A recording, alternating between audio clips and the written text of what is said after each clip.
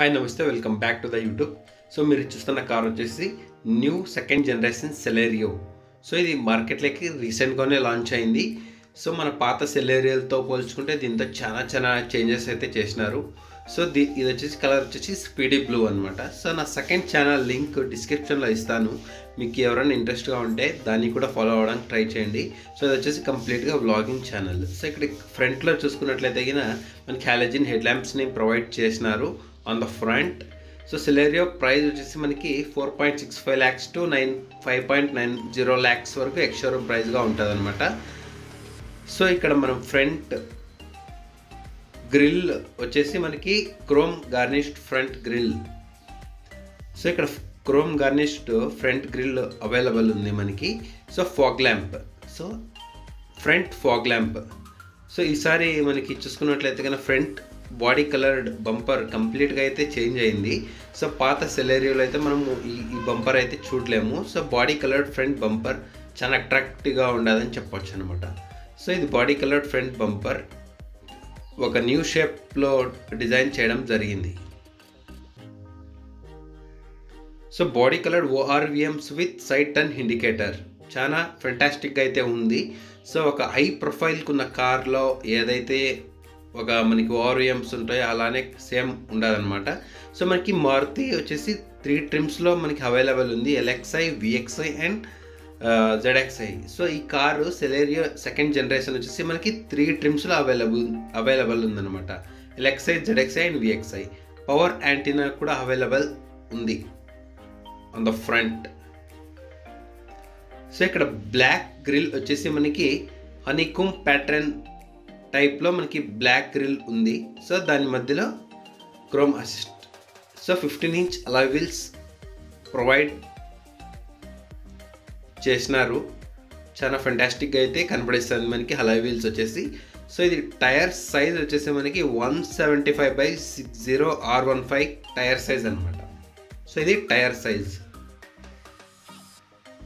175/60 R15 tyre size.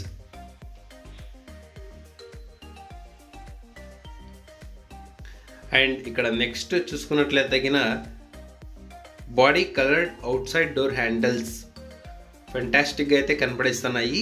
Body coloured outside door handles. So ఇక్కడ side profile ఏదైతే ఉందో కంప్లీట్గా చేంజ్ అయినట్లుంది అనమాట టోటల్గా. అంటే పాత దీంతో పోల్చుకున్నట్లయితే రైర్ వ్యూ వచ్చేసి క్లీన్గా అండ్ కంప్లీట్గా క్యూట్గా చేంజ్ అయిందనమాట. అంటే పాత సెలెరియోతో పోల్చుకుంటే రైర్ వ్యూ చాలా బాగుంది. సో కొద్దిగా మనకి హైట్ ఉన్నట్లా అనిపించింది అనమాట. సో LED టైల్ ల్యాంప్ కూడా క్యూట్గా ఉంది. LED tile lamp. అండ్ ఇక్కడ Celerio branding, Suzuki branding, rear boot opener, rear defogger. So ఇక్కడ మనకి బూట్ స్పేస్ వచ్చేసి 313 litres boot space and additional spare wheel కూడా అవైలబుల్ ఉంది. సో ఒక పెద్ద బూట్ స్పేస్ అని చెప్పవచ్చు. అంటే మన లాంగ్ జర్నీస్కి సరిపోయేంత లగేజ్ బాగా అయితే సెట్ అవుతుంది.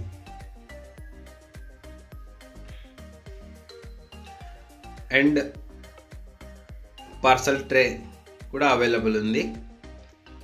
అండ్ ఇక్కడ చూస్తున్నట్లయితే high mounted LED stop lamp provide చేసినారు with 2 parking sensors and 2 reflectors. So వీటిని రిఫ్లెక్టర్స్ అంటారు అనమాట.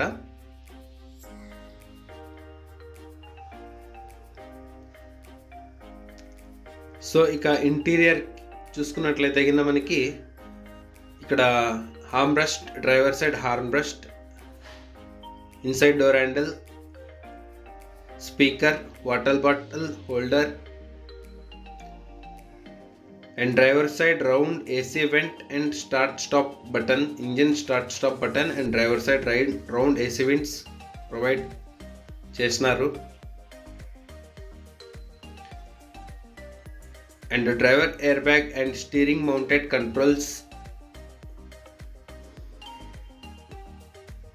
and steering with silver garnish, cluster with analog and digital, 5-speed manual gearbox,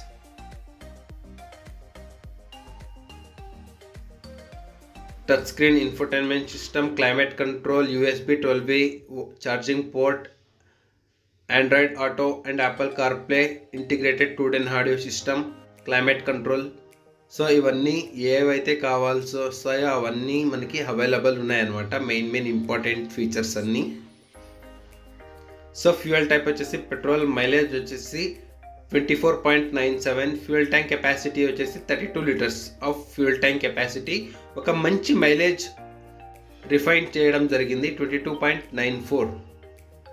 so ఇక్కడ రేర్లో చూసుకున్నట్లయితే కినా మనకి చాలా కంఫర్ట్గానే ఉంది. సో ఇక్కడ ఇంజన్ విషయానికి వస్తే కినా మనకి ఇది K10C ఇంజన్ టైప్ అనమాట.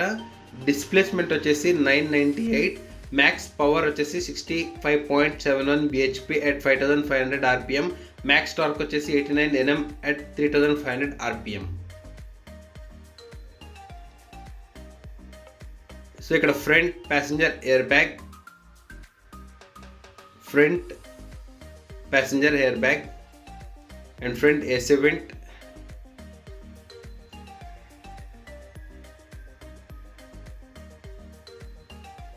glove box. సో ఇక్కడ ఫ్రంట్ క్యాబిన్ చూస్తున్నట్లయితే మనకి సింగిల్ టోన్ ఫ్రంట్ క్యాబిన్ చాలా అట్రాక్టివ్గా ఉంది. సో ఇక్కడ సీట్స్ వచ్చేసి నార్మల్ ఫ్యాబ్రిక్ సీట్స్ అన్నమాట, లెదర్ సీట్స్ అయితే కాదు, normal fabric seats.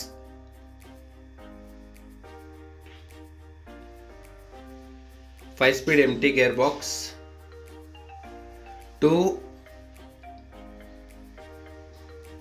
power windows,